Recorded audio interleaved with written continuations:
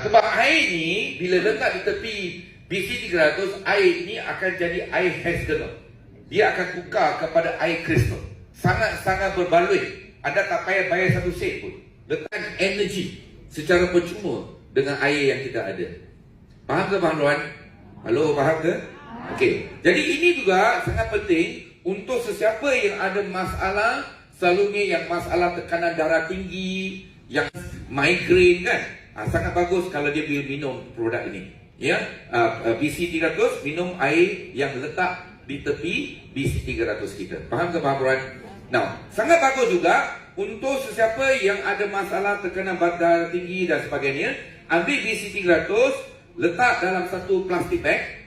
Halo, dalam satu plastik bag, ikatkan plastik bag, masuk rendam dalam baldi. Rendam dalam baldi sampai esok pagi. Esok pagi bila mandi, ambil itu air mandi daripada hujung rambut ke hujung kaki.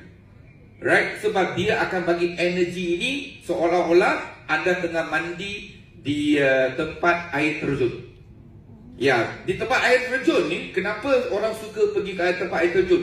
Sebab air itu yang daripada air terjun itu, bila anda mandi daripada kepala hingga ke hujung kaki, dia sebenarnya adalah tenaga skala. Dia juga adalah tenaga skala. Sangat kaya dengan tenaga skala. Dan ini yang kita nak. Macam air terjun, anda pergi air terjun, anda rendam air di kepala anda. Ini memang sangat-sangat berbaloi untuk anda. Tiap-tiap pagi kalau anda buat. Macam saya ada masalah resedung. Jadi bila masalah resedung, saya pagi-pagi saya buat 15 minit exercise. Lepas exercise saya rehat 10 minit. Rehat 10 minit, saya akan mandi dengan BC300 kita. Inilah cara anda settlekan segala permasalahan yang mungkin boleh dibantu. Terutama juga untuk orang-orang yang selalu kata mandi bunga. Pernah dengar kan? Mandi bunga ni sebab bunga dia ada nature. Dia semula jadi. Kerana bau dia dan semula jadinya bunga ini, bila anda mandi, dia adalah juga secara tak langsung memberi anda tenaga skala.